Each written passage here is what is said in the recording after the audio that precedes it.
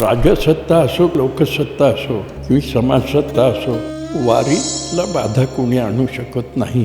पांडुरंगाच्या मूर्तीबद्दल जेवढी अभंग रचना झाली तेवढी कुठल्याही देवाच्या संबंधात झाली नाही. एक 4 पायाची शिवाची मूर्ती आहे. 4 पायांची शैव सिद्धांत म्हणून जो भाग आहे की ज्याच्या आचरणाने तुम्हाला मोक्षप्राप्ती होते, त्याचं हे समूर्तकरण आहे. ईश्वराला निर्गुण निराकार म्हणतो आपण, आणि मूर्ती हे त्याचं सगुण साकार रूप. मग मूर्ती हे अल्टिमेट आहे की ते मीडिएटर आहे? मंदिराच्या म्हणजे गाभाऱ्याच्या भोवती जी भिंत असते त्या भिंतीवर काही स्त्रियांची शिल्प असतात. त्याला आम्ही शास्त्रीय दृष्टीनं सुरसुंदरी म्हणतो. सुरसुंदरी म्हणजे एक प्रकारच्या अप्सराच असतात. महाराक्षस आपले पाय खातो, हात खातो, कंबर, तोंडाने तोंड खाता येत नाही. मग शिव म्हणतो की मी आता प्रसन्न झालो, तू सगळं द्यायला तयार आहेस, तर तुझं तोंड कीर्तिमान म्हणून राहील. तुम्हाला प्राणीशास्त्रामध्ये असं आहे, कासवीला पाजवत नाही, फक्त दृष्टिक्षेपाने ते पिलवाला वाढवत असते. तर देव त्याच्या दृष्टीने तुम्हाला वाढवतो म्हणून ते कासव आहे. आणि दुसरं असं की कासव आपल्या अवयव ताब्यात ठेवतो, तसं भक्तांनी दर्शन घेताना आपले विचार ताब्यात ठेवून दर्शन घेत, असं ते लक्ष.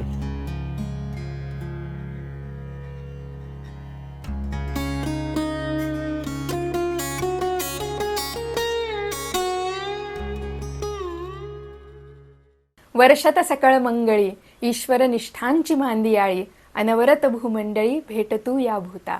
सर्वत्र मंगलाचा वर्षाव करणारी ईश्वर निष्ठांची मांदियाळी भूतमात्राला अविरत निरंतर भेटत राहो.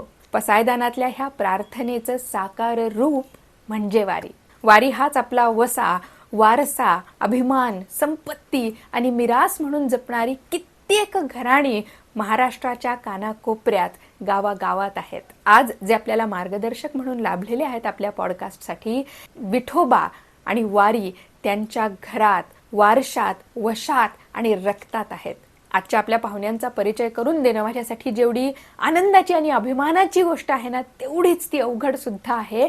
कारण काही व्यक्तींचा परिचय, त्यांना मिळालेले पुरस्कार, त्यांनी भूषवलेली पदं ह्यांपेक्षा त्यांनी समाजाच्या विचार विश्वावरती उमटवलेल्या ठशांनी अधिक होतो. तरी पण औपचारिकता म्हणून मी थोडक्यात त्यांचा परिचय करून देण्याचा प्रयत्न करते. आज आपल्या पॉडकास्टसाठी आपल्याला लाभलेले मार्गदर्शक आहेत डॉक्टर देगलूरकर सर. पुण्याच्या डेक्कन कॉलेजचे ते माजी कुलपती आहेत. मूर्तिशास्त्र, मंदिर स्थापत्यशास्त्र आणि भारतीय पुरातत्व ह्या विषयांचे ते ज्येष्ठ अभ्यासक आहेत. पुण्यभूषण आणि अशा कित्येक पुरस्कारांनी त्यांच्या कार्याचा गौरव झालेला आहे, ज्यांची यादी तुम्ही स्क्रीनवर पाहूच शकता. त्याच सोबत मंदिर कसे पहावे, सूरसुंदरी अशा अनेक अभ्यासपूर्ण ग्रंथांचे ते लेखक आहेत, ज्याची यादी सुद्धा तुम्हाला आता स्क्रीनवर दिसत आहे. आणि माझा एक ठाम विश्वास आहे की आज त्यांच्याकडून आपल्याला ऐकायला मिळणं हे आपल्या पूर्वसंचिताचं, पूर्वपुण्याईचंच फळ असू शकतं, त्याशिवाय वेगळं काही नाही. चला तर मग बोलूया त्यांच्याशी. सर, खूप खूप खूप मनापासून धन्यवाद. तुम्ही स्वीकारलं, आज तुम्ही आमच्यासोबत बसला आहात बोलायसाठी. खूप खूप धन्यवाद. धन्यवाद. सर, तुमचं वय 94 आहे. होय. येस. ते आपल्या हातात नसतं, वाढत. हे आमचं भाग्य आहे सर. तुम्ही आम्हाला आहात मार्गदर्शनासाठी. आज आता कित्येक वारी तुम्ही पंढरपूरच्या केलेल्या आहात. तुम्ही कित्येक आषाढी एकादशींना गेलेला आहात. एक अभ्यासक, संशोधक ह्या सगळ्या भूमिका बाजूला ठेवून फक्त एक व्यक्ती म्हणून जर उत्तर द्यायचं झालं सुरुवातीला, तर पंढरीची वारी तुमच्यासाठी काय आहे नेमकी? ही वारीची परंपरा माझ्या घराण्यामध्ये 250 वर्षापासून चालू आहे आणि ती अव्याहत आहे, अखंड आहे. मी एक पाईक म्हणून त्याच्याकडे पाहतो. आधी लहानपणी पंढरपूरला वास्तव्य असायचं, तर रोजच दर्शन मिळायचं मला विठ्ठलाचं. नंतर व्यवसायामध्ये कुठे दुसऱ्या गावी असल्यामुळं पूर्ण चातुर्मास मला राहता आलं नाही. पण आषाढी आणि कार्तिकी या मी बहुतेक वारी चुकवत नाही. आता वयोमानाप्रमाणे फक्त आषाढी मी हो, करतो. हो आणि पंढरपूरला जेव्हा मी जातो तेव्हा आधी पांडुरंगाचं दर्शन घ्यायचो, कारण त्यांनी मला खूप दिलं आहे. माझं व्यक्तित्व सुधारण्याकरता, व्यक्तिमत्व सुधारण्याकरता पांडुरंगाने माझ्यावर खूप कृपा केलेली आहे. त्यामुळं उतराई व्हायचं त्याचं, म्हणून मग काहीतरी तदनुषंगाने आपण करावं. वारीवर अभ्यास करावा, पांडुरंगाच्या मूर्तीवर अभ्यास करावा, संत श्रेष्ठ जे आहेत त्यांच्या चरित्राचं अवगाहन करावं. या सगळ्या दृष्टीनं मग मी या घटनेकडे पाहतो. आणि विशेषतः सामाजिक दृष्टीनं वारीचं महत्त्व काय आहे, आध्यात्मिक दृष्टीनं काय आहे, त्याला राजकीय कोणती पार्श्वभूमी आहे का, या सगळ्या गोष्टींचा हळूहळू मी विचार करायला लागलो. जसं जसं विद्वानांच्या बोलण्यात लिहिण्यात वारीबद्दल येतं, पांडुरंगाबद्दल येतं.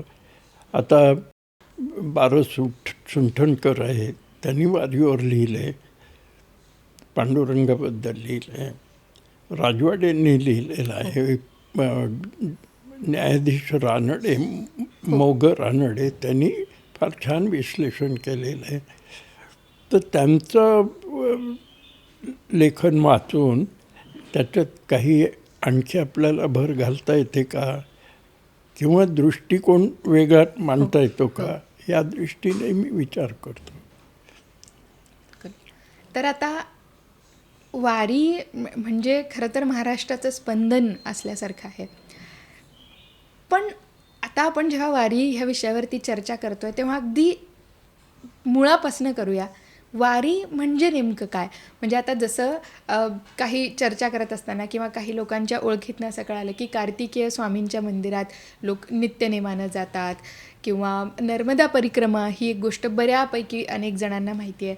तर मग ह्या आपण वारीच का, की वारी म्हणजे काही वेगळं? वारी म्हणजे नेमकं काय, एक कॉन्सेप्ट म्हणून? काय होतं की तुम्ही श्रीशैलला जाल, बालाजीला जाल, किंवा नर्मदा परिक्रमा कराल, त्या नैमित्तिक गोष्टी असतात. त्याचा असं काही ठराविक दिवस असतो, ठराविक परंपरा असते, असं काही सांगता येत नाही.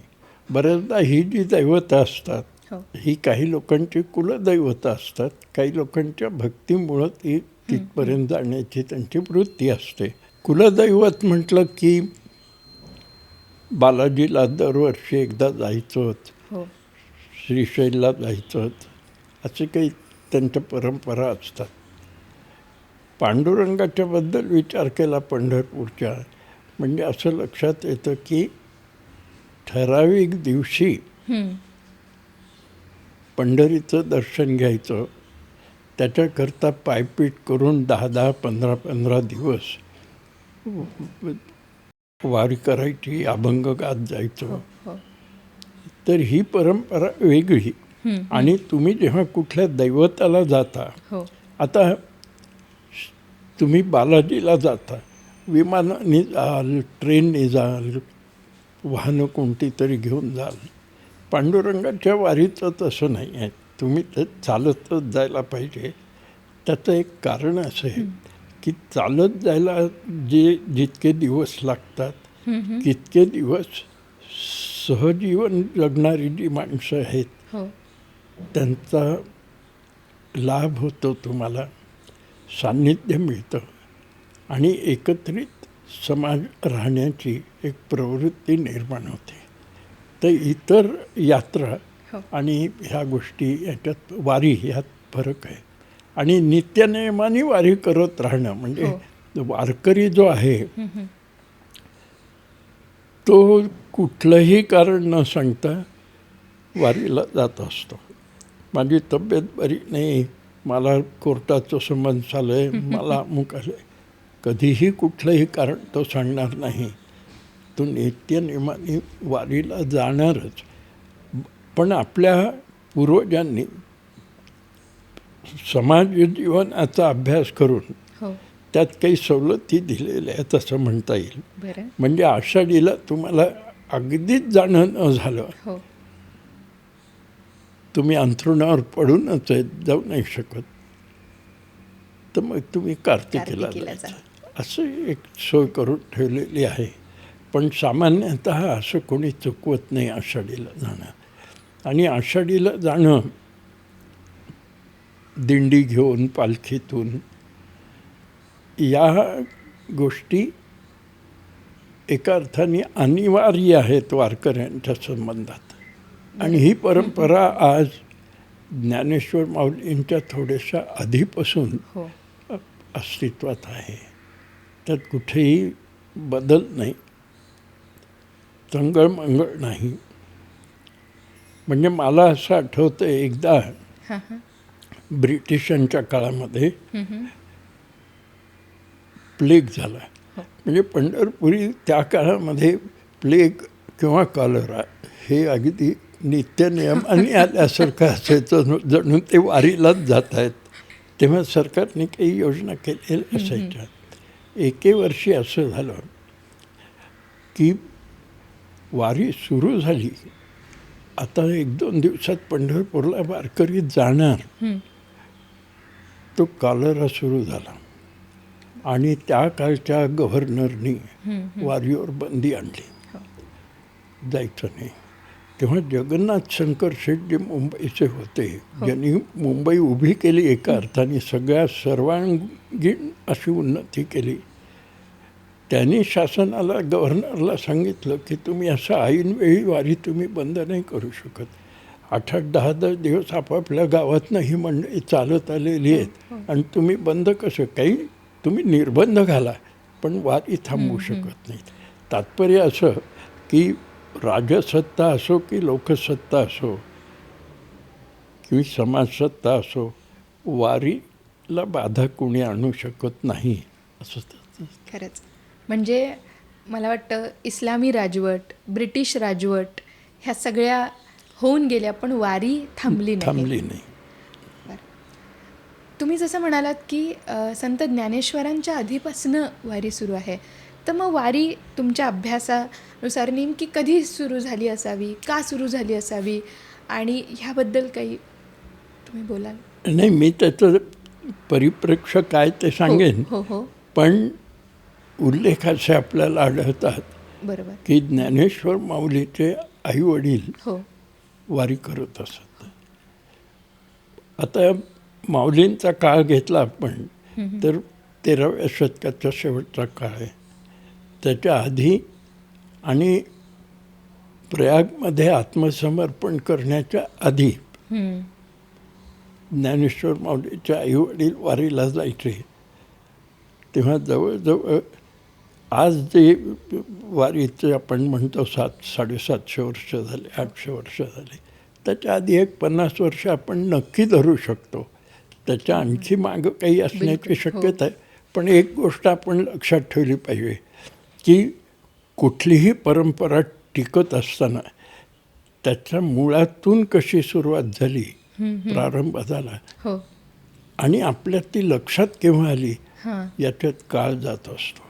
म्हणजे माऊलींचे आईवडील वारी करत असत असं म्हणल्यावर ती काहीतरी परंपरा असणार, एकदम काही ह्याने निर्माण केलेली नाही. बरोबर. म्हणजे काही काळ आधीपासून वारीचं अस्तित्व होतं असं म्हणावं लागेल.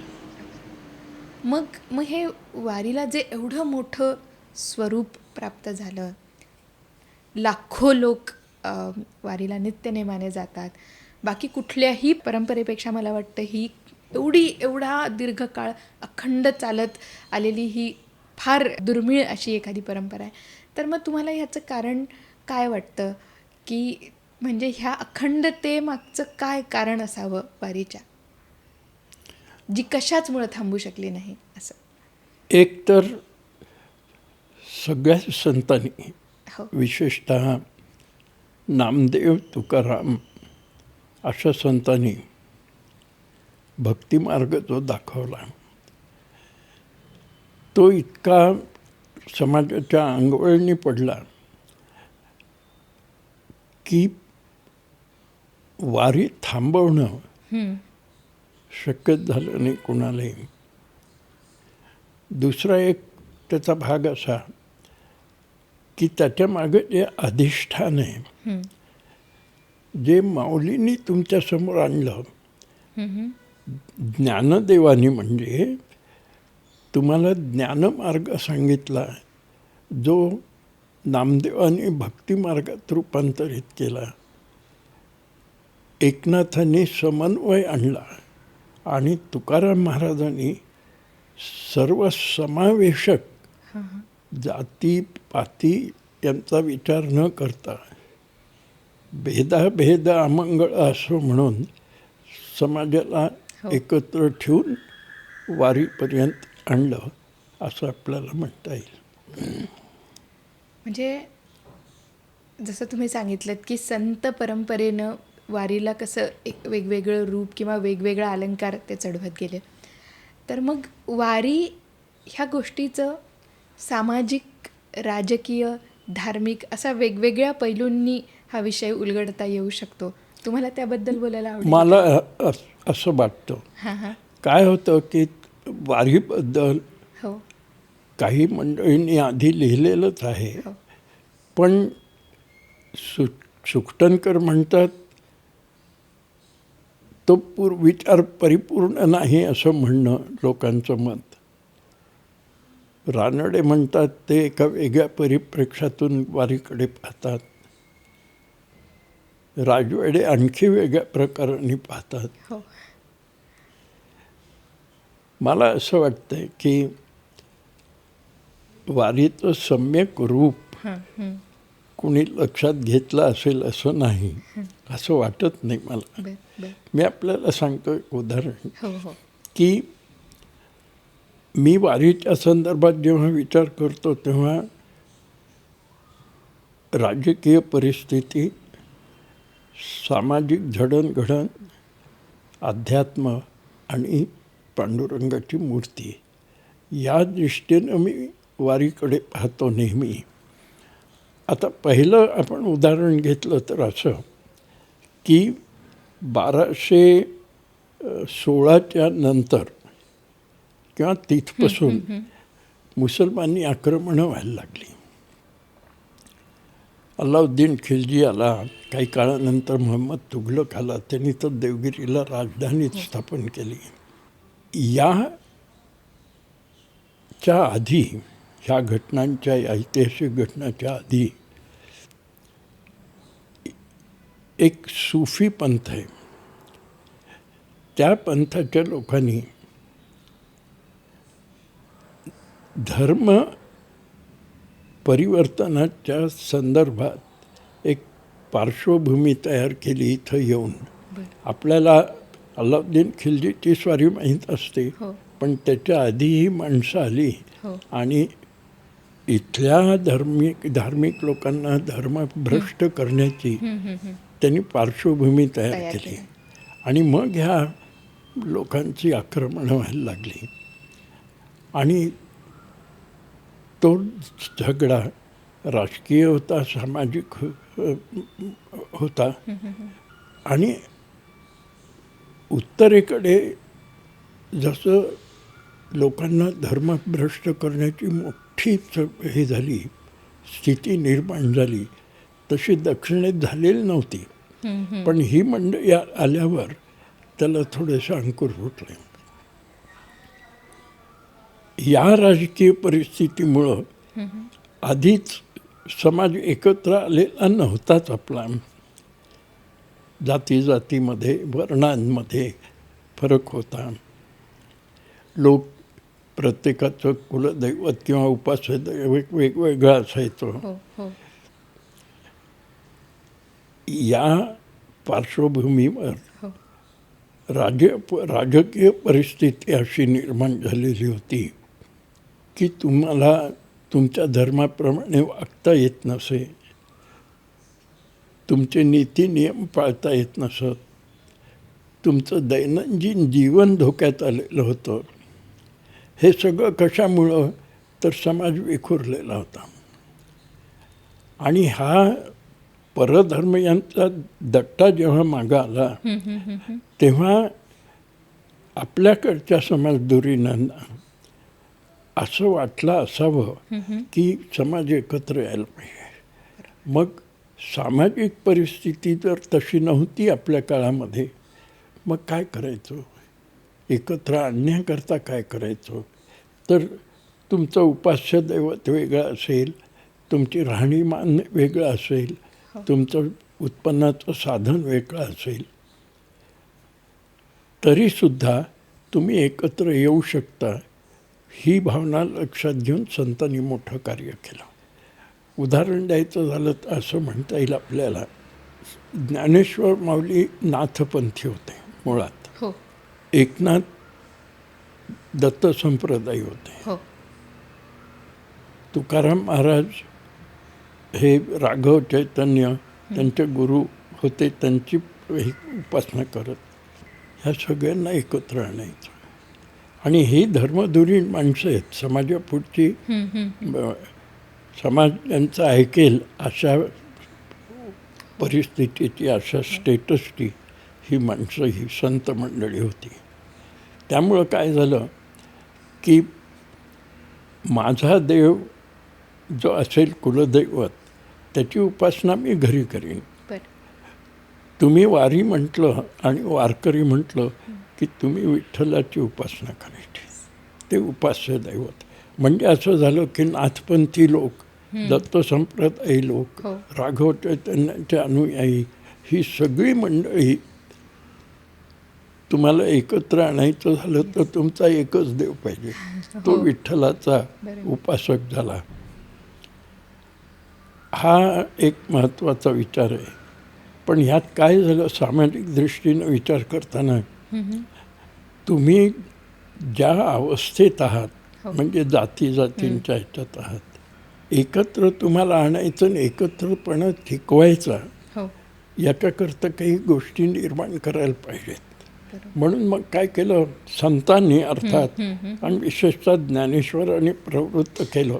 ती परंपरा नामदेव एकनाथ वगैरेंनी हे केलं. बहिणाबाईचा एक अभंग आहे ज्ञानेश्वराबद्दल आणि सगळ्या संतांबद्दल. हो हो ज्ञानदेवानी हे मंदिर उभं केलं, रचिला पाया, ज्ञानदेवे रचिला पाया. नामदेव त्याचा किंकर भक्तिमार्गाचा प्रसार करणारा. पण मध्ये काय झालं, एकनाथांच्या काळामध्ये ही जी परंपरा होती ही थोडीशी दुर्लक्षित झाली होती.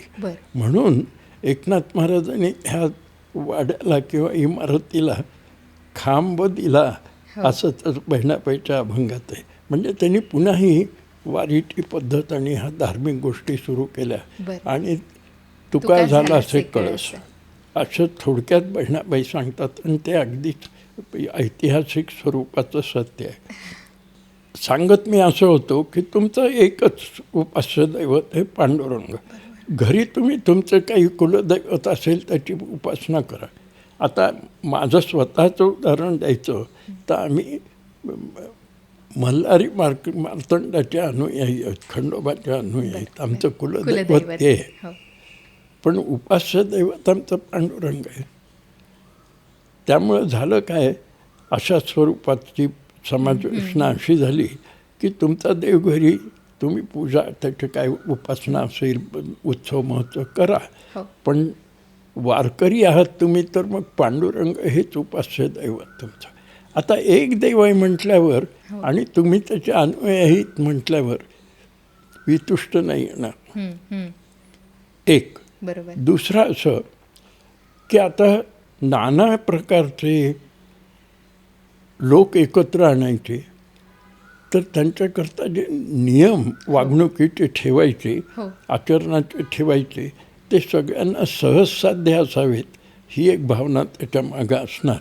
म्हणून काय झालं की तुम्ही उपास्य, तुमचं दैवत पांडुरंग, तुम्ही वारकरी म्हणून काय केलं पाहिजे, तुळशीची माळ घातली पाहिजे, एकादशीचं व्रत केलं पाहिजे, अभक्ष भक्षण न केलं पाहिजे आणि पांडुरंगाची उपासना केली पाहिजे. इतक्या साध्या गोष्टी सगळ्या जातीपातींच्या लोकांना करता याव्यात, हे एक झालं. पण याच्यामुळं असंही झालं की समाज एकत्र राहण्याचा बरोबर. खूप त्याचा उपयोग झाला एकत्र ठेवण्याचा. म्हणजे मी असं म्हणेन की अशा एका विचित्र राजकीय परिस्थितीमध्ये, कारण यादवांचं राज्य संपलेलं होतं, तुमचा सांभाळ करणारं दुसरं कोणी नव्हतं, समाजाच्या धुरीणांची वानवा होती. अशा परिस्थितीमध्ये या संतांनी सर्वसमावेशक अशा गोष्टी, असं व्रत म्हणू आपण, करायला समाजाला प्रवृत्त केलं.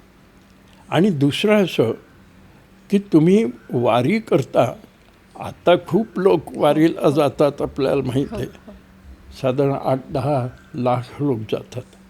पण 30-40 वर्षापूर्वी 3-4 लाख लोक जात असत. माझ्या लहानपणी 1-1.5 लाख लोक असत.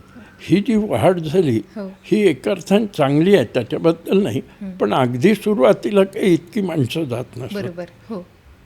दुसरं असं की वारीमध्ये शेतकरी लोकांचा खूप प्रभाव असतो, खूप संख्या असते त्यांची. त्यामुळं जे नित्यनियमाने वारी करणारे लोक आहेत, दीक्षित म्हणून आपण, ते कुठल्याही परिस्थितीत वारीला जाणारच. पण काही मंडळी अशी थोड्या लवचिक दृष्टीची असते वागणुकीची, तेव्हा पाऊस पडला नाही, पेरण्या झाल्या नाहीत, मग नाही जाता येणार, अशा वृत्तीचे असतात. पण खरे वारकरी कुठलंही संकट येऊ, राजकीय हो, आणखी सामाजिक हो, त्याला ते जाणारच. पाऊस पडो न पडो, वारी चुकवायची नाही. वारी चुको न देव हरी, असं म्हटलेलं आहे.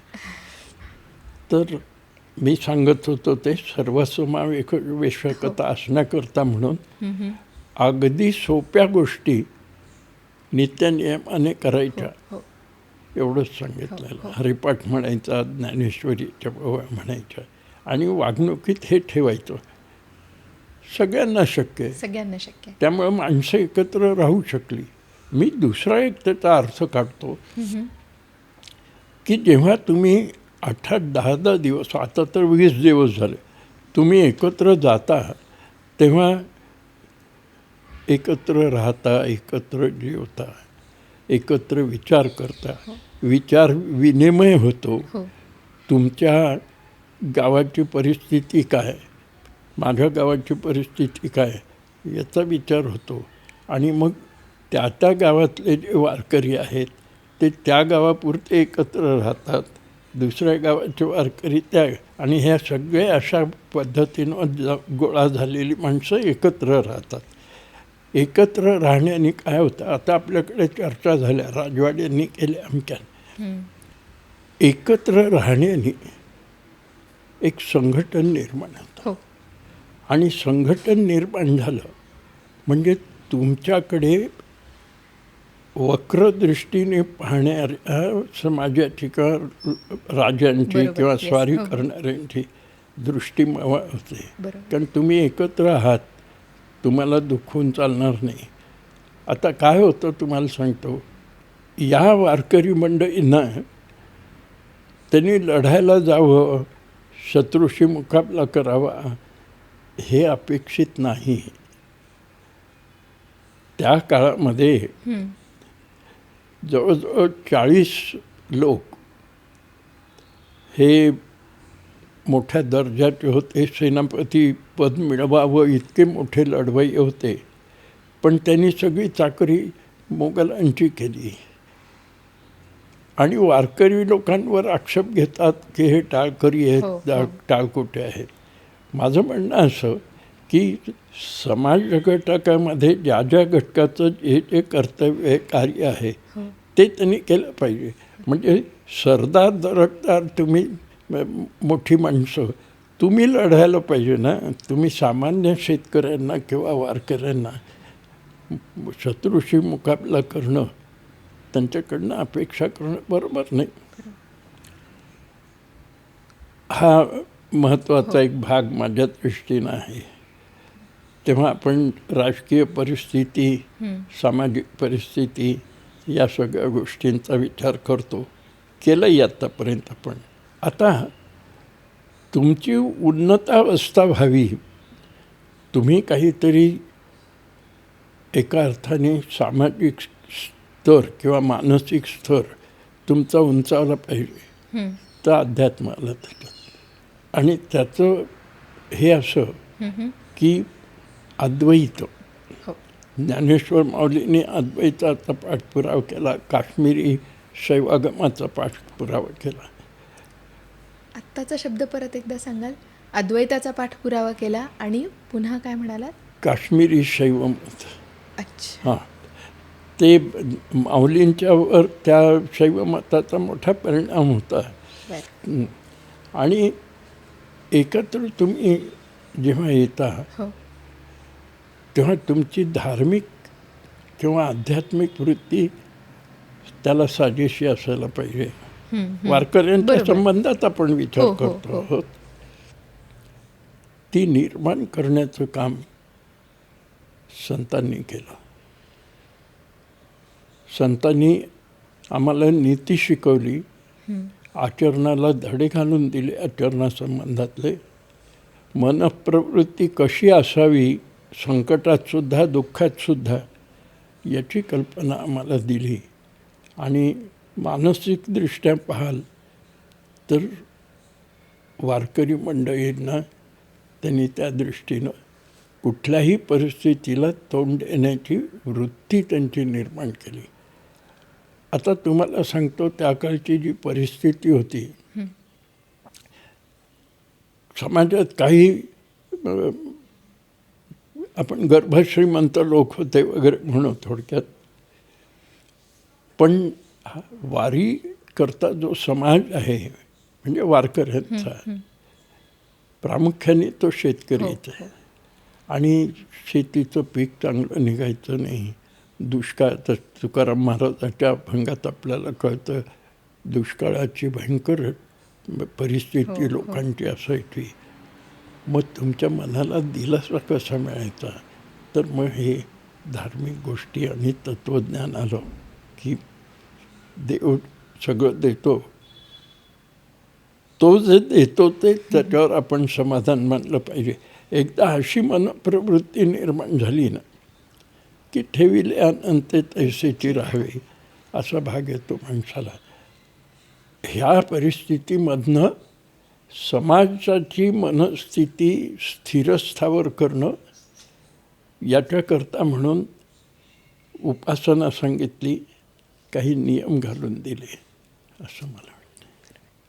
सो म्हणजे इतक्या निरनिराळ्या आपल्याकडे उपासना पद्धती आहेत किंवा धार्मिक मान्यता आहेत, त्या सगळ्यांना एका माळेत गुंफण्याचं काम वारीनं केलं, संतांनी केलं. आणि हे राजकीय दृष्ट्या सुद्धा आपल्याकडे कोणाची वक्रदृष्टी किंवा परकीय आक्रमणांच्या विरोधात सुद्धा आपण एकत्र एकजुटीनं उभं राहावं, ह्या दृष्टीनं सुद्धा वारीचा खूप खूप मोठा उपयोग झाला, योगदान आहे हे. आता लहानपणापासनं कीर्तनांमध्ये आणि अभंगांमध्ये हे कायम ऐकलं होतं की विठुरायाची मूर्ती किती सुंदर आहे. जेव्हा पहिल्यांदा दर्शन घेतलं तेव्हा ते जाणवलं, म्हणजे खरंच काय काय एवढं देखणं आहे त्या मूर्तीमध्ये, नेमकं उलगडत नाही, समजत नाही, पण जाणवतं. म्हणजे मोहित व्हावं अशी ती मूर्ती आहे. काळ्या पाषाणाची मूर्ती आहे, पण मग ती मूर्ती एवढी का सुंदर आहे, ती का एवढं मोहित करते, ती का आकर्षित करते वर्षानुवर्ष. त्या मूर्ती मागचं काय गणित, विज्ञान, अध्यात्म, काय म्हणता येईल, सिक्रेट काय आहे, ह्याबद्दल बोलाल? तुमच्यापेक्षा ह्याबद्दल कोणीच नाही अभ्यासपूर्ण बोलू शकणार नाही. येस. पांडुरंगाच्या मूर्तीबद्दल हो जेवढी अभंग रचना झाली, हो, किंवा पांडुरंगाबद्दल म्हणू आपण, जेवढी अभंग रचना झाली तेवढी कुठल्याही देवाच्या संबंधात झाली नाही. हजारो किंवा त्याहून जास्त अभंग हो. असं सांगतात की ज्ञानदेवाला आपल्या नामदेवाला 1 कोटी अभंग रचना करायची होती. ते कार्य पुढे तुकारामांनी पूर्ण केलं वगैरे. आणि ह्या अभंगातून सामाजिक दृष्टी, आध्यात्मिक प्रवणता, देवाबद्दलची श्रद्धा, धर्माबद्दलची श्रद्धा, या गोष्टी सगळ्या अभंगातून आल्या. हो. आता स्थूल मानाने जर पाहिलं, भौतिकदृष्ट्या मी म्हणेन, तर पांडुरंगाची मूर्ती कशी आहे. मूर्ती पाहण्याचे 2 दृष्टिकोन असतात. एक म्हणजे तुम्ही मूर्ती पाहता ती कशी आहे हे तुम्हाला कळतं, म्हणजे तुम्ही विवरण करता. 2 पाय आहेत, 2 हात आहेत, डोळे आहेत, कान आहे, हे स्थूल वर्णन झालं. मूर्तीचं तत्त्वज्ञान काय किंवा मूर्तीचा अंतरंग काय, हा मूर्ती समजून घेण्याचा दुसरा महत्त्वाचा भाग आहे. म्हणजे कोणत्याही मूर्तीबद्दल मी हे विधान करू शकतो. मी थोडे ऑफ द रेकॉर्ड जाऊन 1-2 उदाहरणं देतो तुम्हाला. Yes please. एक 4 पायाची शिवाची मूर्ती आहे. 4 पायांची. हां, आता कुठल्याही देवाला 4 पाय नसतात, 2च असतात. त्रिविक्रमाला 3 असतील. ही मूर्ती कशी आहे. 2 पाय खाली सोडलेले आहेत, प्रलंब पादासन म्हणतो आम्ही त्याला. 2 पाय पद्मासनात आहेत. शैव सिद्धांत म्हणून जो भाग आहे की ज्याच्या आचरणाने तुम्हाला मोक्षप्राप्ती होते, त्याचं हे समूर्तकरण आहे. सगळ्या सामान्य लोकांना ज्या गोष्टी शैव सिद्धांताचे तात्विक स्वरूपाने कळत नाहीत, लक्षात येत नाहीत, समजत नाहीत, त्यामुळे करता अशी मूर्ती केली. त्याचं हे काय आहे तर चर्यापाद, क्रियापाद, योगपाद आणि ज्ञानपाद याचं प्रगटीकरण त्या पायाच्या द्वारे झालं. आता हे झाल्यावर तुम्ही जेव्हा मूर्तीसमोर बसता किंवा उभं राहता तेव्हा योग म्हणतात त्याला. म्हणून 2 पाय जे आहेत तो एक योगपाद आहे आणि दुसरा जो आहे तो ज्ञानपाद आहे. योगाशिवाय ज्ञान प्राप्त होत नाही. आणि ज्ञान कशाचं तर मोक्षाचं. तर शैव सिद्धांत तुम्हाला दृष्टीपथात तुमच्या आणला. हे मूर्तीचं महत्त्वाचं म्हणजे मूर्तीचा अंतरंग काय म्हणतो ते असं उलगडायला लागतं. किंवा वैकुंठाची मूर्ती आहे विष्णूची. आता आपल्याला माहीत आहे की विष्णूचं निवासस्थान वैकुंठ आहे. पण हरिपाठाच्या दुसऱ्या अभंगात म्हणजे 4वेदी जाण शास्त्राचे कारण 18ही पुराणे हरिसी गाती या अभंगामध्ये ज्ञानदेव पाठ हरी हा वैकुंठ भरला घन दाट हरी दिसे असं वर्णन माऊलींनी केलेलं. हरी हा वैकुंठ म्हणजे हरी वैकुंठच आहे असं त्यांचं म्हणणं. आता ही वैकुंठ कशी असते मूर्तीची तर 4 तोंडाची असते. विष्णूची मूर्ती बरं समोर आहे. हां. तो एक भाग म्हणजे ज्याला वासुदेव म्हणतात. इकडच्या भागाला नरसिंहाचं तोंड असतं, बरं. त्याला संकर्षण म्हणतात. इकडे वराहाचं तोंड असतं, त्याला प्रद्युम्न म्हणतात. आणि मागचं जे असतं ते अनिरुद्धाचं असतं. म्हणजे हे आणि याच्यात नागस्तुतीमध्ये असं म्हटलेलं आहे की हे वेगवेगळे नाहीत 4, हे एकच आहेत. बरं. हां, मग हे 4 एकत्र आहेत. त्याची तुम्ही हा वैकुंठ आहे तर ज्ञान, भक्ती, योग असे जे प्रकार आहेत षड्विकार. तुका म्हणे षड्गुणैश्वर्य संपन्न ऐसा तू जाण. तर हा षड्गुण संपन्न आहे तो पांडुरंग किंवा तो विठ्ठल. आता ही पांचरात्र तत्त्वज्ञान जे विष्णूचं वैष्णवांचं असतं, जसं शिवाचं आपण आता शैव सिद्धांत म्हटलं तसं वैष्णवांचं पांचरंग तत्त्वज्ञान असतं. पांचरंग. हां, आणि त्याच्यात जयाख्य संहिता म्हणून आहे, त्याच्यात ही सगळी माहिती तुम्हाला दिलेली आहे. पण हे एवढं सगळं सामान्य वारकऱ्यांना कसं कळणार? म्हणून ती मूर्तीच त्याच्यासमोर ठेवली की ही वैकुंठाची मूर्ती आहे, मग तुम्ही त्याचा विचार करू शकता. अशा स्वरूपाचा विचार आपण केला म्हणजे वैकुंठाची आपल्या विठ्ठलाची मूर्ती काय याचा उलगडा तुम्हाला होतो.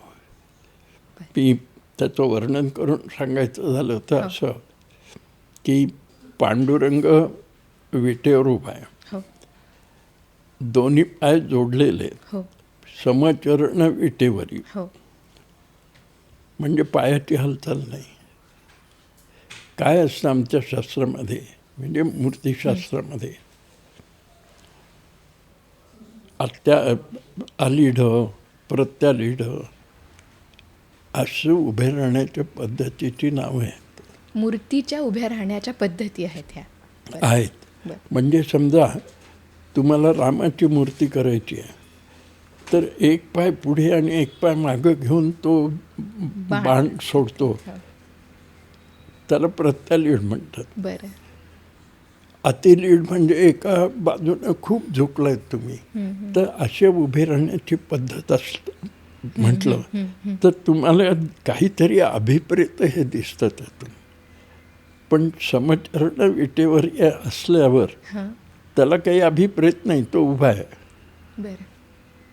आलीढ नाही, प्रत्यालीढ नाही, अमुक करायचं तर मग करत शांत आहे. हा एक भाग. हो. दुसरं, त्याचे दोन्ही हात कमरेवर आहेत हो विठ्ठलाचे. हो विठ्ठलाला विष्णूच मानतात किंवा श्रीकृष्ण म्हणतात. विष्णूचे 24 मूर्ती, 24 प्रकारच्या मूर्ती असतात. त्याला आम्ही विभव म्हणतो. विभव. हां.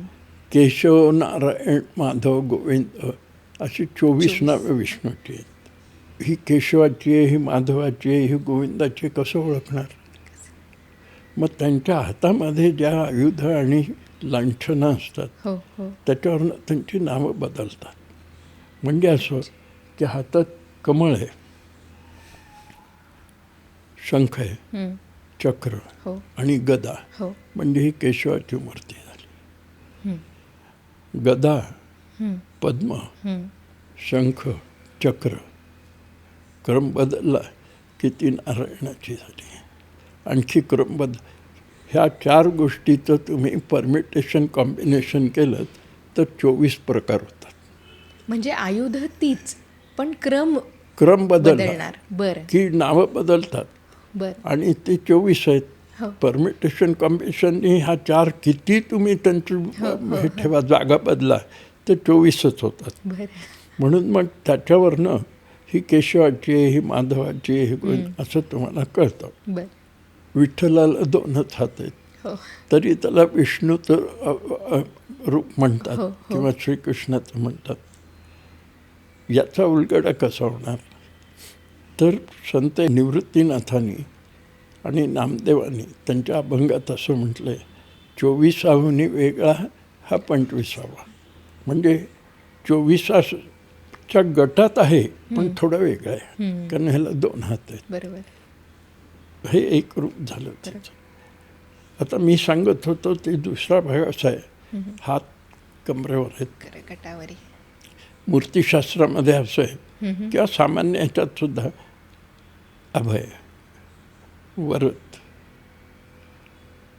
विचित्रता अशा म्हणजे वितर्क अच्छा. अशा पद्धतीनं हाताच्या ठेवणी असतात. हा हात म्हणजे अभय. हा अभय म्हणजे ह्या देवाचा मूर्तीला असं गणपतीच्या मूर्तीचा एक हात असा असतो पहा, हो, म्हणजे हो, अभय. बरोबर. तुम्हाला काही चिंता करायची कारण नाही, आमचं लक्ष तुमच्याकडे आहे. देवाकडनं आपल्याला काही मागायचं असलं, वरद हात असतो देवाचा की ठीक आहे पाहिजे ते मी, लक्ष्मीचा जसा असतो. तर पांडुरंगाचा हात नाही, हो. कारण असा करणं म्हणजे हालचाल आहे हाताची. हो, हो. इथं कमरेवरच हात आहेत म्हणजे हालचाल नाही. डाव्या हातात शंख आहे, शंख हे ज्ञानाचं प्रतीक आहे, आणि उजव्या हातात कमळ आहे, हे पावित्र्याचं प्रतीक आहे. म्हणजे ह्या दोन गोष्टी शस्त्र नाहीत. विष्णूच्या हातामध्ये गदा आणि चक्र हे दोन आयुध असतात. बरोबर. हा दोनच हाताचा आहे, ह्याच्यात आयुध नाही. एक झालं. दुसरं असं की मान ताठ आहे आणि तुम्ही मघा म्हणाल त्याप्रमाणे दृष्टी अर्जुन मिलीचे म्हणजे खाली आलेली आहे. हो. अशी आहे. डोळे मोठे उघडे नाही आहेत. बरोबर. पतंजली जो योगशास्त्राचा प्रमुख आहे तो म्हणतो की योगश्चित्तवृत्ती निरोधा. योग तुम्हाला करायचा असला, साधायचा असला तर चित्तवृत्तीवर तुम्हाला अधिकार गाजवता आला पाहिजे, कंट्रोल मध्ये आणलं पाहिजे. किंवा एका उपनिषदात आहे, ताम योगमिती मन्यन्ते तस्याम इंद्रियधारणा. तुमचा इंद्रियावर ताबा पाहिजे योग करताना.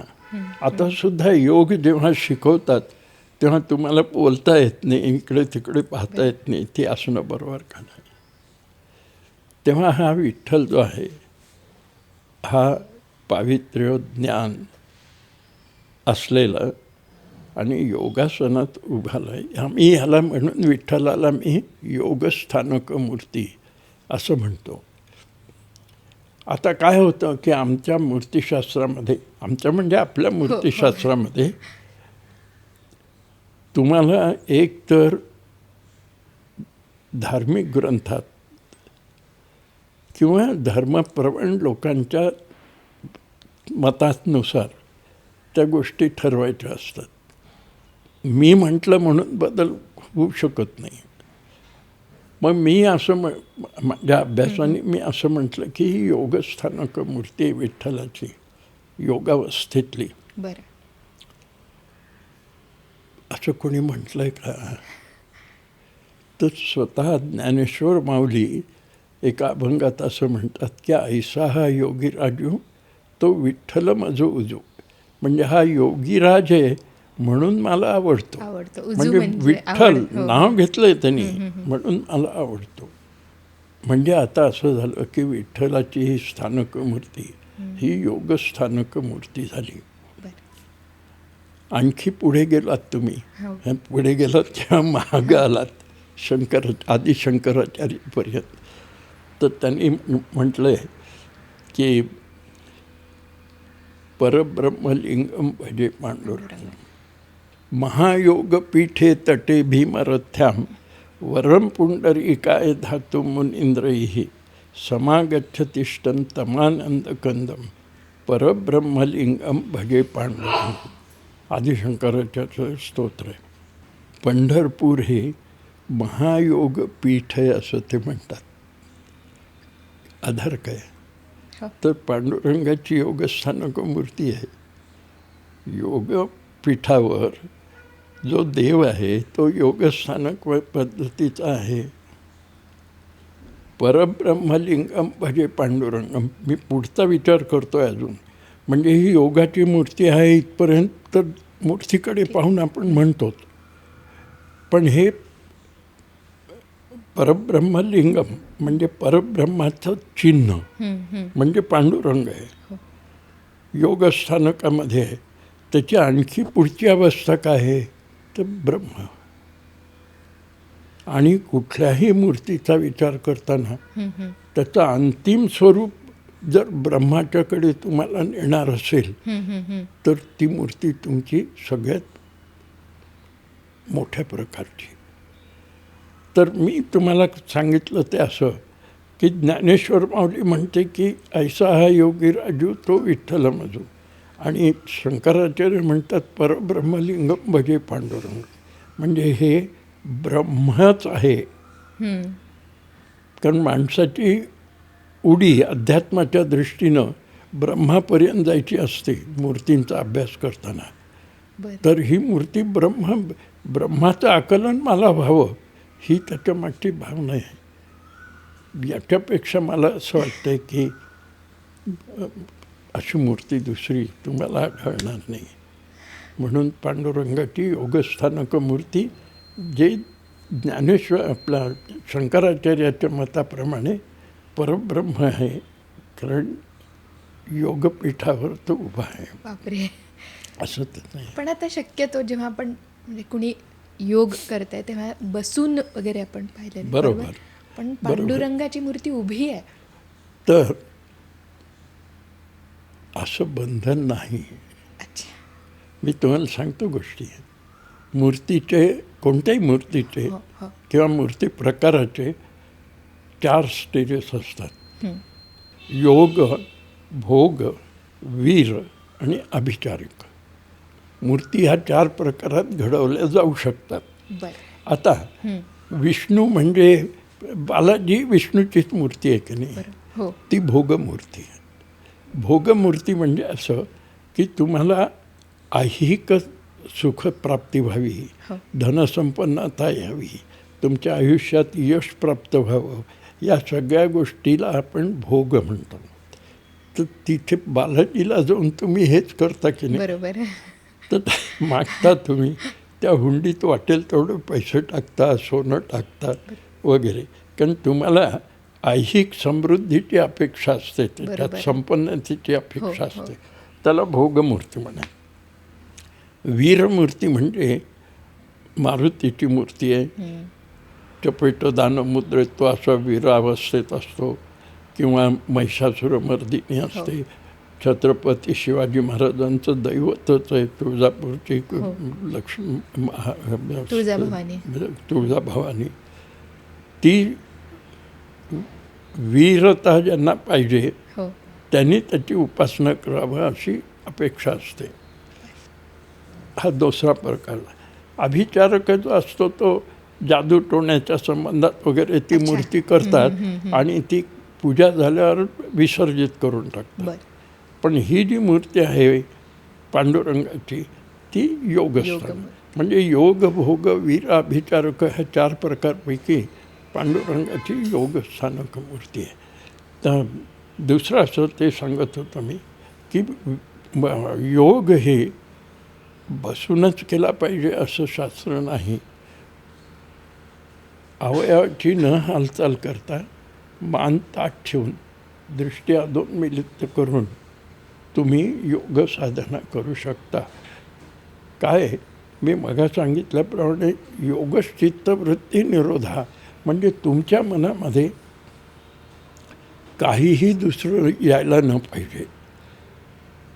ध्यानधारणेमध्ये काही नियम आहेत. ते हे कसं सांगतात की माझ्या मनात काही न आलं पाहिजे हो. ध्यान करताना, योग करताना. सुरुवातीला आपण डोळे मिटून ध्यान करतो, पण काही काही गोष्टी येतात. आता उद्या मला इकडं जायचं आहे, आज जेवायला काय केलं आहे, मग केलं मला हा असंच का बोलला, असंच का बोलला, असे विचार येतात. हो. पण मग हळूहळू तुम्ही एककेंद्रित लक्ष केलं म्हणजे हळूहळू हे सगळे विचार नाहीसे होत राहतात आणि मग एकाग्र चित्त तुमचं होतं. हो. तो योग. मग तो तुम्ही बसून करा की उभं राहून करा, चालतं, बंधन नाही त्याच्यावर. असं किंबहुना मी असं म्हणेन की बसून योग करणाऱ्याचं एका अर्थाने सोपं जातं सोपं आहे. त्याला उभं राहून योग करायचं. तुम्हाला माहीत आहे की काही ध्यानधारणा करताना की योग करताना एका पायावर उभं राहायचं 2-2 दिवस, 4-4 दिवस, मग उभं राहणं आलंच की नाही. हो खरंच. ते हठयोग वगैरे हां, जे बरोबर. हो ना. तर एकूण काय, हो. तर योगस्थानक पांडुरंगाची मूर्ती आहे. हो. आणि आदिशंकराचार्य म्हणाले तसं योग, मी मग तुम्हाला सांगितलं होतं की परब्रह्म मी म्हणालो, पण मी असं सांगितलं होतं तुम्हाला की चौथं जे प्रकरण आहे चर्यापाद, क्रियापाद, हो. योगपाद, इथपर्यंत आपण आलो पांडुरंगाच्या मूर्ती. पुढे काय, तर ज्ञानपाद. तर ज्ञान कशाचं, तर मोक्षाचं ज्ञान, ते मला व्हायला पाहिजे. आणि हे सगळं करण्याकरता योगस्थानकामध्ये किंवा योगावस्थेत तुम्ही राहिलं पाहिजे, योगावस्थेत. आणि मग शंकराचार्याचं मत आपण घेतलं म्हणजे आपल्या लक्षात येतं की मूर्तिशास्त्राचा अंतिम काय आहे, चरण अवस्था चरम अवस्था कोणती, तर ज्ञान मोक्ष. आणि हे ज्ञान म्हणजे मोक्ष आहे. मला शाळेत म्हणजे 4थीत पास व्हायचं ज्ञान मिळते, 10वीचं हे ज्ञान नाही. मोक्ष हे ज्ञान अल्टिमेट. अल्टिमेट. आता आपण पांडुरंग मी याच्यावर एक Yes. लेख लिहिला होता, अल्टिमेट इन इमेजरी म्हणून. बरं. काय त्याचा म्हणा? विषय अल्टिमेटिंग इमेजरी. म्हणजे इमेज म्हणा, बरं. हो ते आत्ता पाहिलं आपण. ज्ञान मोक्ष प्राप्त होणारं जे मूर्तीचं लक्षण आहे हो ते अल्टिमेट. त्याच्या पुढे मूर्तिशास्त्र जातच नाही, जाऊ शकत नाही. मग आता ईश्वराला निर्गुण निराकार म्हणतो आपण, आणि मूर्ती हे त्याचं सगुण साकार रूप. मग मूर्ती हे अल्टिमेट आहे की ते मीडिएटर आहे? म्हणजे मूर्तीच्या थ्रू निर्गुण निराकारापर्यंत पोचणं त्याचं साध्य आहे चांगलं आहे. मूर्तीचं की? चांगला प्रश्न आहे, जो आपण आत्तापर्यंत त्याच्यात विचारात घेतला नाही. काय असतं, हां हां. ब्रह्म हो मूर्तीच्या द्वारे दाखवायचं असेल तर परशिव आहे. म्हणजे त्याला आकार वगैरे काही नाही आहे, निर्गुण. परशिव, परशिव. हां, किंवा परविष्णू, बरं त्याला आकार वगैरे काही नाही आहे. बरं. मग येतो शिवाच्या बाबतीत म्हणताना सदाशिव आहे. त्याला 4 तोंड असतात. अघोर, तत्पुरुष, सद्योजात, वामदेव अशी 4 तोंड असतात शिवाच्या मूर्तीला. एलिफंटात लेणं आहे पहा, हो, हो. तिथं जी त्रिमूर्ती म्हणतो आपण हां हां. ती सदाशिवाची आहे. म्हणजे तर ही तोंड असतात त्याची, आणि एलिफंटामध्ये तो अर्धा आहे बसलेला, तो सदाशिव. आणि हेच असून, म्हणजे 4 तोंड असून जर ती मूर्ती उभी असेल तर ती महेशाची असते. म्हणजे बरं. परशिव, हो सदाशिव आणि महेश. महेशाची तुम्हाला भक्ती करता आली हां. की तुम्हाला मोक्ष प्राप्त होतो, असं मूर्तिशास्त्र सांगतं. बरं बरं. तसंच विष्णूच्या बाबतीतही सांगता येईल. आता तुम्हाला आश्चर्य वाटेल, ह्या मेहकरला जी 11 फूट उंचीची एकपाषाणी मूर्ती आहे, त्या मूर्तीच्या, म्हणजे विष्णूची मूर्ती आहे त्रिविक्रम, त्या मूर्तीच्या मुकुटामध्ये शारंगधर आहे. शारंगधर विष्णू म्हणजे हातात धनुष्यबाण असलेला. तर त्या मुकुटामध्ये धनुष्यबाण असलेली लहानशी मूर्ती आहे. पण त्याच्याही वर तुम्ही पाहिलं, लक्षात येत नाही कुणाच्या, हां हां. पण त्याच्याही वर पाहिलं तर एक लहान अशी देवळी केलेली आहे, 4 खांब, शिखर वगैरे. त्याच्यात एक मूर्ती आहे, आणि ती आहे वासुदेवाची. वासुदेव म्हणजे विष्णूचं परविष्णू, म्हणजे ब्रह्मच. अच्छा. निर्गुण. निर्गुण निराकाराचं आपल्याकडे वर्णन झालेलं ते सांगतो तुम्हाला. ब्रह्म हे निर्गुण निराकारच असतं. रामदास स्वामी, समर्थ रामदास असं सांगतात, सगुणाचे आधारे निर्गुण पाविते. मूर्ती ही सगुण रूप आहे. त्याच्या भक्तीनं, त्याच्या उपासनेने तुम्हाला मग निर्गुणापर्यंत जाता येतं. आता मग मूर्ती कशा करता, तर तुमचं मन एकाग्र होण्याकरता ती मूर्ती असते. मूर्ती हे काही साध्य नाही, मूर्ती हे साधन आहे. साधन आहे. त्यामुळं ही परब्रह्माची मूर्ती, म्हणजे शिवाच्या संबंधात विचार केला तर रामदास स्वामी म्हणाले, तसं सगुणाचे आधारे निर्गुण पाविते. त्याहून एक तुम्हाला गोष्ट सांगतो ती अशी की चोखा मेळा, त्यांनी असं म्हटलं, निर्गुणाचे भेटी आलो सगुणासंगे. सगुणासंगे. अर्थ एकच आहे दोन्हीचा, हो, हो. शब्द वेगळे आहेत. मला निर्गुण प्राप्त व्हायचं झालं तर मला सगुणाच्या आधारानेच जावं लागेल. मूर्तींचं हे महत्त्व आहे. तुम्हाला ब्रह्माची प्राप्ती व्हायची झाली तर एका विशिष्ट अवस्थेतली मूर्ती तुम्हाला उपास्य म्हणून ठेवली पाहिजे, ब्रह्माचं ज्ञान होतं. असं ते बघा. बापरे.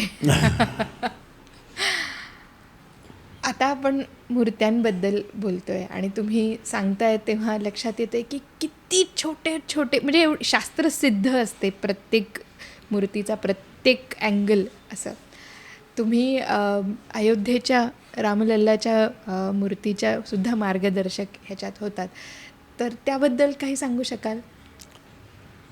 काय झालं, रामाचं देऊळ बांधून होत आलेलं हो होतं हो आणि गाभाऱ्यामध्ये ती जी प्राणप्रतिष्ठा वास्तू करायची असते तेही करून झालेलं होतं, पण अजून पुढे मंदिर व्हायचं बरोबर. होतं. हो तेव्हा एक बैठक झाली. गोविंद गिरीजी होते, तर मिश्र होते जे पंतप्रधानाचे ॲडवायझर होते, आणि आणखी 3-4 पंचमंडळी होती.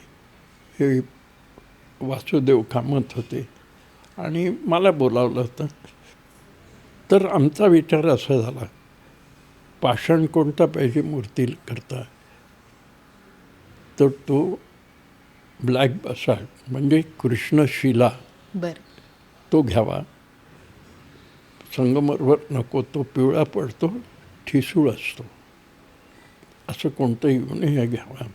मूर्ती कशी असावी, तर म्हटलं रामलल्लाची मूर्ती आहे. त्याला काही लोकांची गमती ते हे होते प्रतिक्रिया. ते म्हणले इकडे उत्तरेकडे सगळीकडे संगमरवराच्याच मूर्ती हो, हो, असतात. हो. आता इकडेही असतात, सगळीकडे महाराष्ट्रातही बऱ्याच असतात. ठिकाणी. तर मग ते कारण सांगितलं की तो करू नका. मूर्ती करताना विचार असा घेतला पाहिजे की कोणत्या अवस्थेतली मूर्ती तुम्हाला करायची आहे. लल्ला म्हणजे बाल्यावस्था. हो हो मग ती लहान मुलाला शोभेल अशीच मूर्ती करायला पाहिजे. मग कशी करायची, तर म्हटलं फार तर 6-7 वर्षाच्या रामाची मूर्ती करायला पाहिजे. ते वय उलटलं की तो कुमार होतो. बरं. हा बाल रामायण आहे. लल्ला बाल. मूर्ती उंच किती करा, पण स्वरूप असं पाहिजे. राजीव नेत्र पाहिजेत, विठ्ठलाच्यासारखे नाही. मोठे डोळे, कमळाच्या आकाराचे डोळे पाहिजेत. स्मित पाहिजे, किरीट नको, मुकुट ते नको. मुकुट नको. कारण लहान रामाला तुम्ही मुकुट कुठे घालणार आहे, तर मोठं झाल्यावर देवाला मुकुट असतं. तर कृष्णाच्या मूर्ती तुम्ही पाहता रांगताना, तर कुठं मुकुट असतो त्याला, नसतो. नाही. तर असं गालावर हास्य पाहिजे, स्मित पाहिजे, म्हणजे प्रसन्न चित्त हे व्हावं म्हणून. अशा काही गोष्टीची आम्ही चर्चा केली आणि तशी मूर्ती घडवली गेली, ह्याचा आनंद आहे. आणि कोणी अयोध्येला जाऊन दर्शन घेऊन आलं की मी विचारतो, तुम्हाला मूर्ती कशी वाटली. सांगतात फारच आकर्षक मूर्ती आहे, फार प्रसन्न होतं वगैरे. आणि शास्त्रामध्ये असं आहे की मूर्तीचे डोळे आणि भक्ता समोर उभा असलेल्या भक्ताचे डोळे एका ओळीत पाहिजेत. बरं. आणि असं जर असेल तर तुम्हाला ती मूर्ती प्रसन्नच असायला पाहिजे. तुम्ही प्रसन्न चित्त व्हावं असंच असणार. आपण काय करतो, कुठल्याही देवापुढे जातो, डोळे झाकून काय मागायचं ते मागतो. पण मूर्ती डोळे उघडून ठेवून पाहायला पाहिजे. तिला काय अभिप्रेत आहे हे ओळखायला पाहिजे, किंवा आपल्याला अभिप्रेत असलेली ती मूर्ती आहे का हे पाहायला पाहिजे. म्हणजे डोळे झाकून मागण्यापेक्षा डोळे भरून मूर्ती पहा, हां, आहे का? अगदी बरोबर. आणि आता तुम्ही मूर्तीचं दर्शन कसं घ्यावं ह्याबद्दल बोललात. त्याचबरोबर तुमचं पुस्तक आहे एक संपूर्ण, त्यामध्ये तुम्ही विषय चर्चेला आहे, मंदिर कसे पाहावे. हो. तर खरं तर ही गोष्ट, ह्याचं पण शास्त्र आहे. खरंच असा कधी विचार केला नव्हता सर. त्यामुळं त्या पुस्तकाची लिंक मी देईनच, आपले सगळे श्रोते ते वाचू शकतीलच. पण इथे जर का थोडक्यात सांगू शकलात की जेव्हा आपण मंदिरात जातो तेव्हा आपल्या मनात नेमकं काय विचार असला पाहिजे, कुठल्या दृष्टीनं आपण गेलो पाहिजे, कसं मंदिर बघायला हवं, ह्याबद्दल बोलू शकलात तर. काय मंदिराच्या म्हणजे गाभाऱ्याच्या भोवती जी भिंत असते हां. त्या भिंतीवर काही स्त्रियांची शिल्प असतात. हो. त्याला आम्ही शास्त्रीय दृष्टीनं सुरसुंदरी म्हणतो. सुरसुंदरी म्हणजे एक प्रकारच्या अप्सराच असतात. बरं. जसं समुद्र मंथनातनं 14 रत्न बाहेर आली, अप्सरा बाहेर आल्या म्हणतात त्या सुरसुंदरी. सुरसुंदरीच. त्या तुम्हाला सांगत असतात.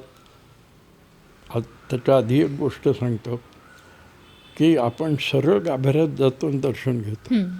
शास्त्र असे की तुम्ही आधी देवळाच्या प्रदक्षिणा घातली पाहिजे. का घातली पाहिजे तर ह्या सुरसुंदरी ज्या आहेत ते तुम्हाला सांगतात तुमची मनस्थिती आता कशी पाहिजे दर्शनाला जाताना, तुमची वृत्ती कशी पाहिजे. म्हणजे उदाहरण द्यायचं झालं तर एक सुरसुंदरी पायातला काठा काढते असं शिल्प आहे. त्याचा अर्थ तुमच्या मनामध्ये जी द्वेषभावना आहे, मत्सर आहे, ती काट्यासारखी उपटून अरे काढा, बापरे. मग पुढे जा. दुसरी सुरसुंदरी आहे, तिचं नाव आहे शत्रुमर्दिनी. तिच्या एका हातात तलवार असते आणि दुसऱ्या हातात मुंडकं असतं. म्हणजे काय तर हे विकार जे आहेत हे तुम्ही छाटून संपवा. टाकले पाहिजेत, छाटून संपले टाक. पाहिजेत, मग पुढे जायचं. मग तिसरी मूर्ती आहे ती मातृमूर्ती म्हणतो आम्ही त्याला. एकूण अशा सुरसुंदरी एका ग्रंथामध्ये 16 आहेत, दुसऱ्या ग्रंथामध्ये 32 आहेत.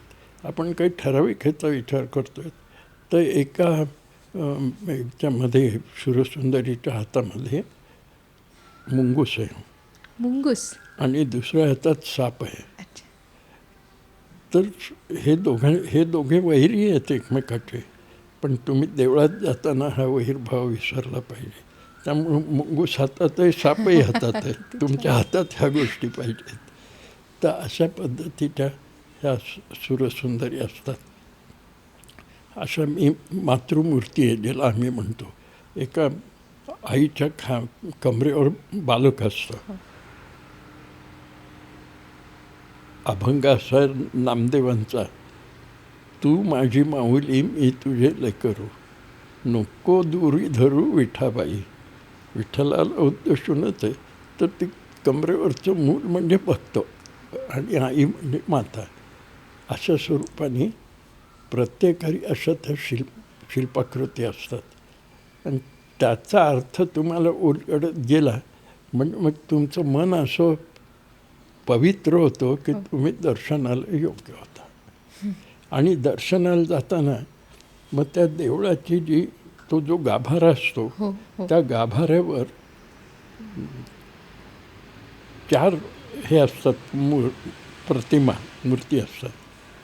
आणि उंबरठ्यावर कीर्तिमुख म्हणून एक राक्षसाचं तोंड असतं. त्याचा उद्देश असा की तो शिवाचा भक्त असतो. शिव प्रसन्न होण्याच्या आधी तुमची परीक्षा घेत असतो. तर तो म्हणतो त्या जालंधर नावात, तो म्हणतो की तुला खायला लाग.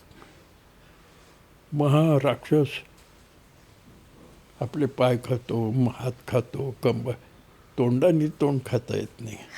मग शिव म्हणतो की मी आता प्रसन्न झालो, तू सगळं द्यायला तयार आहेस, तर तुझं तोंड कीर्तिमान म्हणून राहील. हा एक भाग. दुसरा भाग असा आहे की तो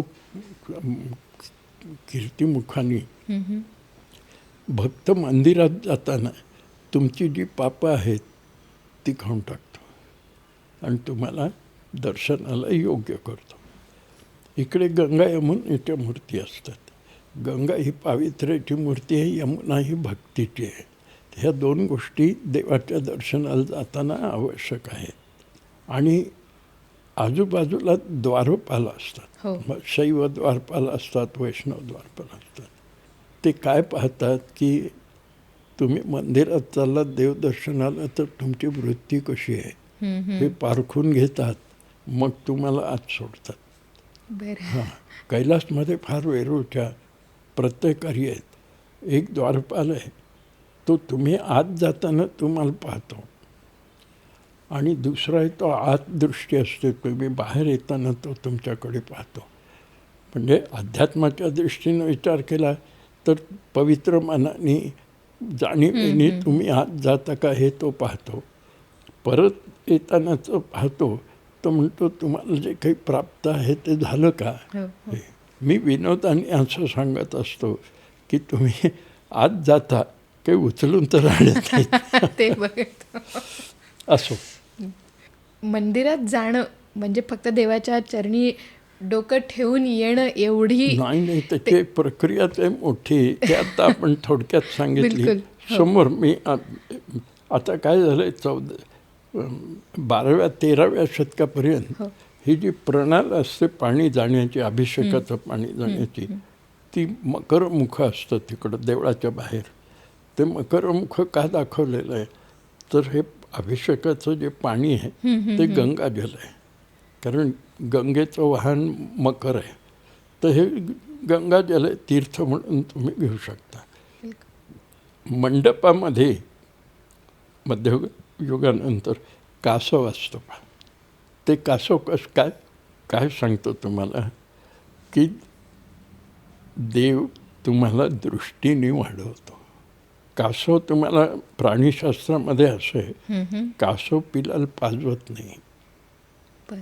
कासवी हो हो हो. पाजवत नाही. दृष्टी फक्त दृष्टिक्षेपाने ते पिलाला वाढवत असते. बापरे. तर देव तुम्हाला त्याच्या दृष्टीने तुम्हाला वाढवतो म्हणून ते कासव आहे. आणि दुसरं असं की कासव आपल्या अवयव ताब्यात ठेवतो. हो हो. तसं भक्तांनी दर्शन घेताना आपले विचार ताब्यात ठेवून दर्शन घेतलं असं ते लक्षण आहे. प्रतिकात्मक आहे.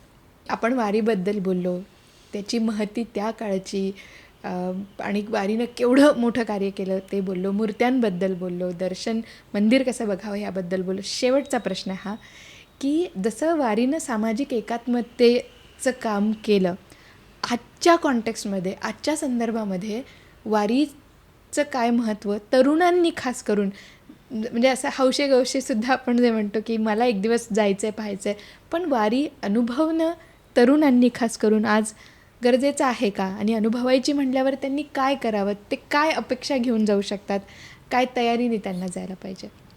नाही, काय होतं, हां. तुम्ही जे दिंडीत न जाता हो किंवा वारीबरोबर जाता तेव्हा तुम्ही एका संघटनेचे पाईक असता. हो. तरुण असो म्हातारा असो, त्या माहोलमध्ये तुम्ही गेलात हो की तुमच्यामध्ये भक्ती जागृत होत असते. आणि सामाजिक स्थिती लक्षात घेतली तर गावगावची माणसं ही आली आहेत, यांची अवस्था काय असेल, आर्थिक परिस्थिती काय असेल, वेगवेगळी असूनसुद्धा ही मंडळी का येतात, एकाग्रचित्ताने भजन का करतात, या गोष्टीचं ज्ञान तरुणांना व्हायला हवं. विशेषतः समाजामध्ये कसं राहिलं पाहिजे आणि समाजा घटकांचं वेगवेगळं कार्य काय आहे, या सगळ्या गोष्टीचा विचार तरुणांना करता आला पाहिजे. आणि ते वारीत राहिल्यामुळं मग त्यांच्या लक्षात यायला लागतात की अरे हा अमुक आहे, हा अमुक आहे, तरी एकत्र राहतात, गप्पा मारतात, बोलतात, हरिनाम घेतात. हा महत्त्वाचा भाग त्यांना लक्षात येतो. भक्तिभाव जागृत होतो. त्याच्याचबरोबर सामाजिक कर्तव्याची जाणीव होते. समाजात कसं राहायचं ह्याची कल्पना येते. अडीअडचणीला कसं तोंड द्यायचं याची कल्पना येते. आणि सहानुभावाने कसं राहायचं समाजात याचं ज्ञान होतं. आणि मग भक्ती निर्माण झाली की पांडुरंगाजवळ तुम्ही गेलात असंच होतं. तर कसा वाटला आजचा संवाद? मंदिर, मूर्ती हे फक्त श्रद्धेचे विषय नाही आहेत, तर तिथल्या प्रत्येक प्रमाणात, प्रत्येक प्रतीकात, अगदी प्रत्येक रेषेमध्ये शतकानुशतकांचं तत्वज्ञान, अध्यात्म, जीवनदर्शन, शास्त्र आणि विज्ञान दडलेलं आहे, ह्याची आज प्रकर्षानं जाणीव झाली. त्याकडे आपण अधिक डोळसपणे पाहिलं पाहिजे हे लक्षात आलं. आणि वारी म्हणजे फक्त फक्त भक्तीचा प्रवास नाहीये, तर शतकानुशतकं जात पात धर्म पंथ विश्वास भूमिका ह्या सगळ्या भेदांना छेद देत माणसांना एकत्र जोडून ठेवणारी सामाजिक शक्ती आहे. त्या शक्तीचा भाग आपणही एकदा होऊन पाहायला हवं. एकदा तरी वारी खऱ्या अर्थानं डोळसपणे आणि समर्पणानं अनुभवायला हवी. खूप खूप धन्यवाद.